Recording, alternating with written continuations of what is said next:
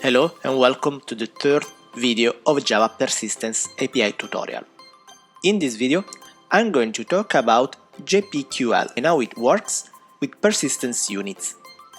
JQL stands for Java Persistence Query Language defined in JPA specification. The JPQL is an object-oriented query language which is used to perform database operations on persistence entities. Instead of database table, JPQL uses entities object model to operate the SQL queries. JPQL is developed based on SQL syntax, but this is important, JPQL won't affect the database directly. And it can perform join operations, it can update and delete data, it can perform aggregate function like sorting or grouping, and it can have single and multiple value result types. In this video, we are going to learn how to use JPQL to find, update, sort, filter, delete an entity, and how to use the named query annotation. Let's start. I'm going to use the same student entity implemented in the previous video. It is a simple entity with an ID, first name and last name.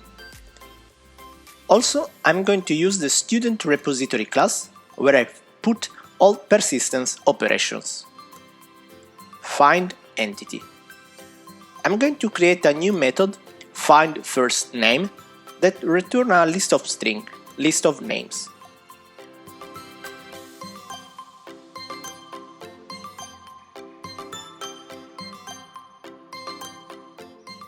Inside the method, I'm going to begin a new transaction and use the query object to create a new query, and also I'm going to write the query that I want to execute. In this case, select first name from student table.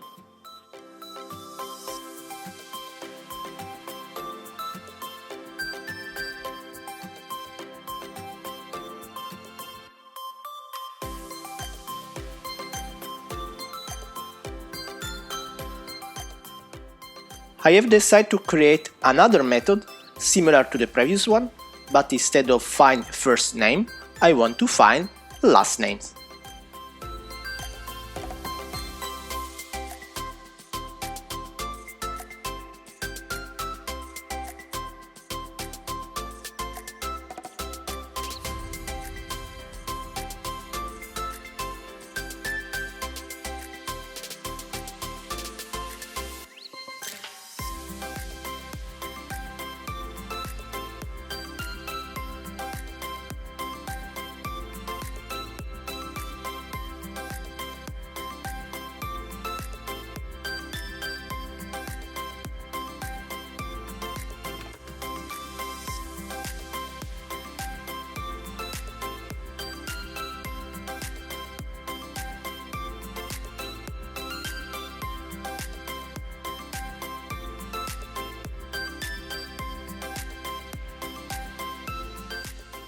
Let's run it.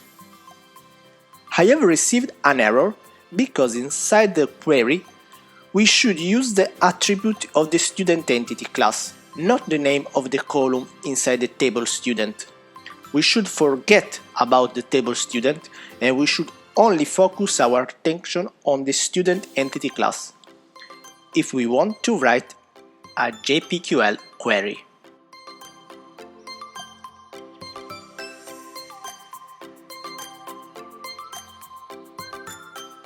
Let's run it. I have this error because I have forgotten to commit the transaction in each method.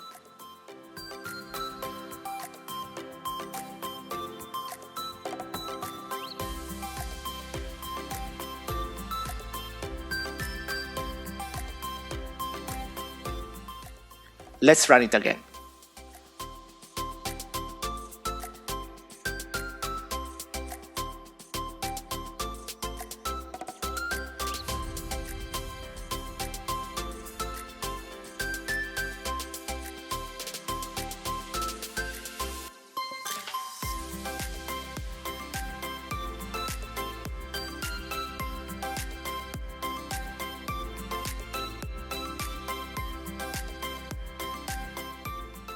Well done!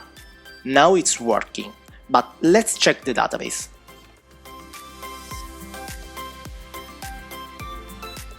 Named query. The named query annotation is defined as a query with a predefined unchangeable query string. Instead of a dynamic queries, usage of named queries may improve code organization by separating the JPQL query string from POYO. Let's use the named query inside a student entity and write a query to find student by ID.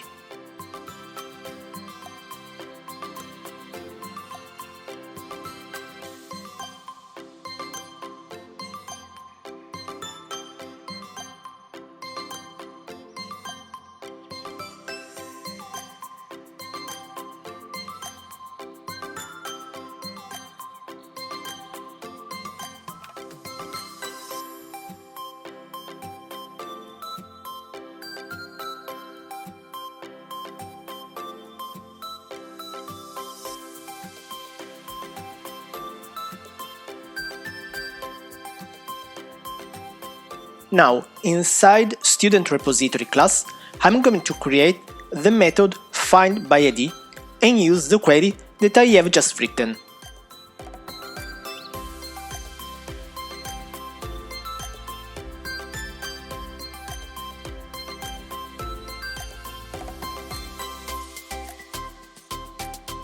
I use the createNameQuery function and I have to specify the name of the query. In this case, findStudentById, and of course passing the ID as parameter. Very simple.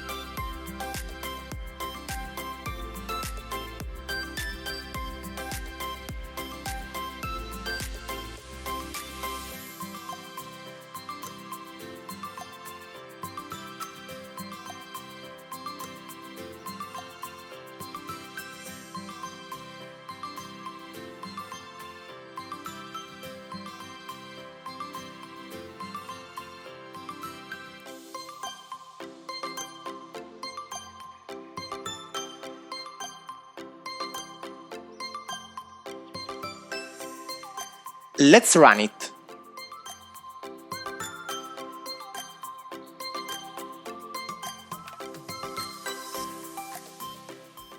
Well done. Update entity. I'm going to create two different methods to update the first name and the last name. I'm going to use the query object, putting the query update student with an ID. Don't forget to begin and commit the transaction.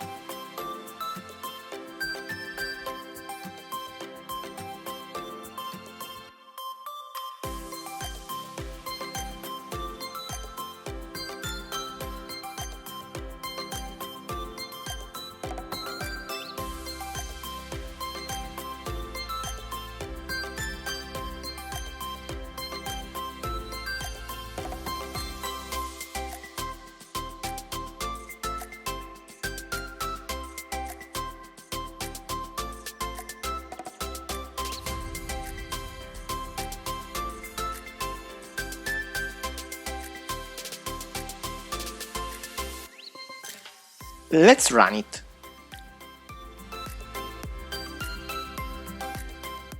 The log printed green as last name instead of yellow and Alan instead of Fred as first name. The reason why, as I said in the beginning of the video, JPQL won't affect the database directly. To make sure to execute the modification inside the database, we have to clear the entity manager in order to persist our changes. Let's use entity manager.clear in both methods. Let's run it.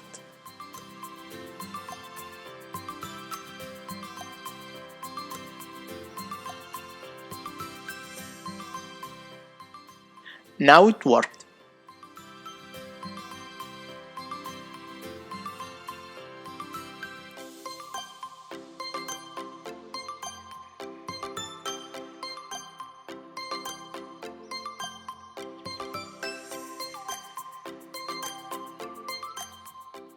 Delete entity. I'm going to write a new function to delete an entity with a specific ID. I'm going to begin and commit a new transaction and use the query object with the right query to complete the operation.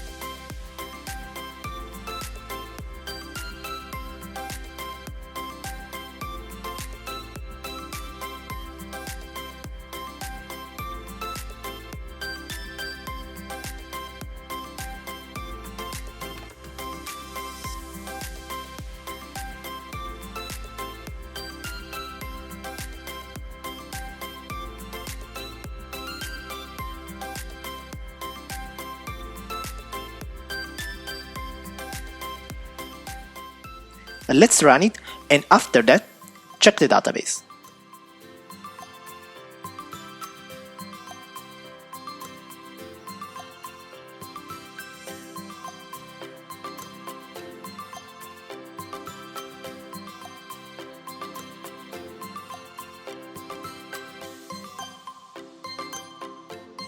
Well done!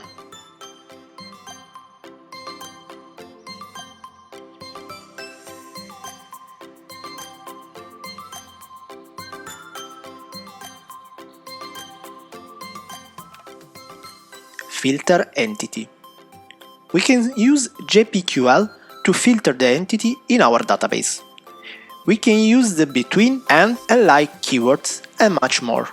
For this tutorial, I've decided to use the like keyword to find all students with a first name that starts with a specific letter and to find all students with a last name that ends with a specific letter.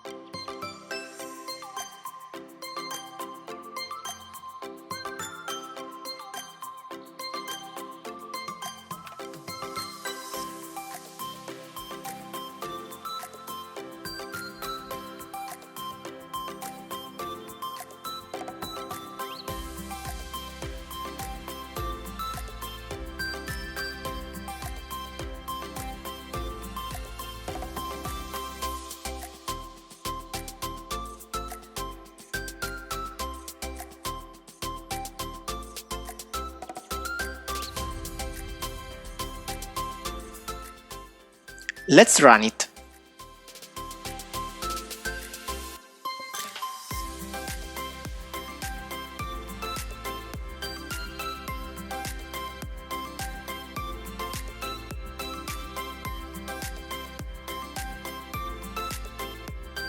Now let's move on and let me add another simple function using JPQL.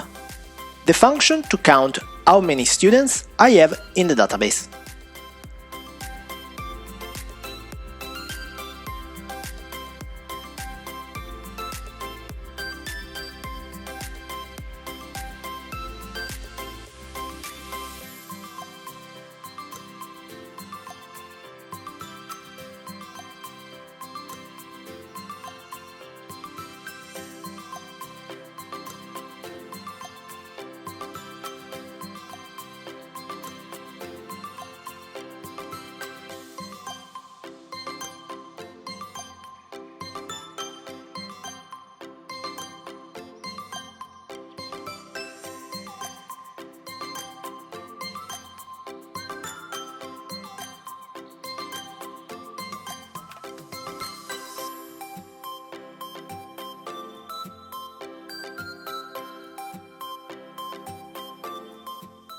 Let's run it.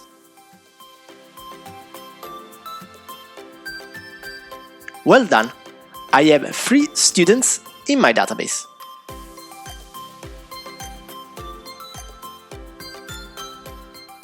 Sort entity.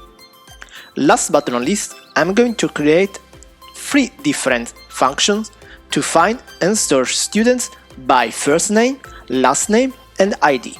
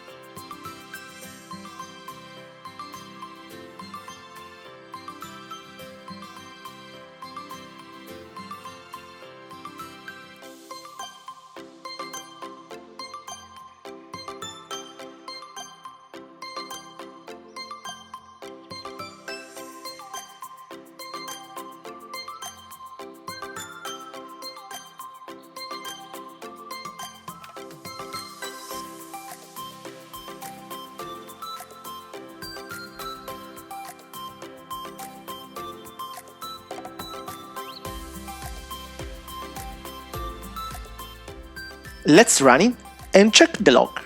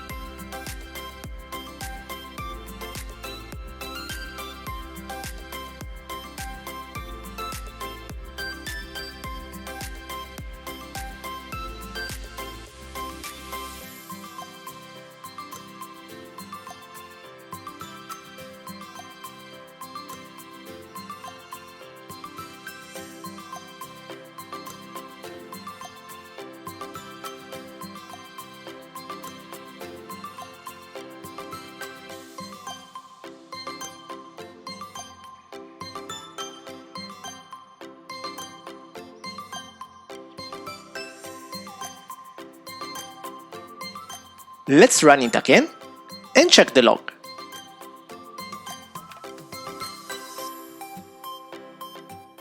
Well done!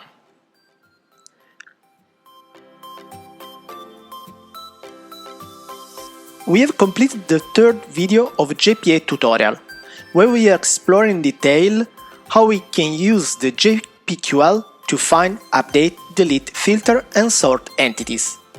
Inside the description of this video, you can find the link to the GitHub repository. I hope you liked and enjoyed the video.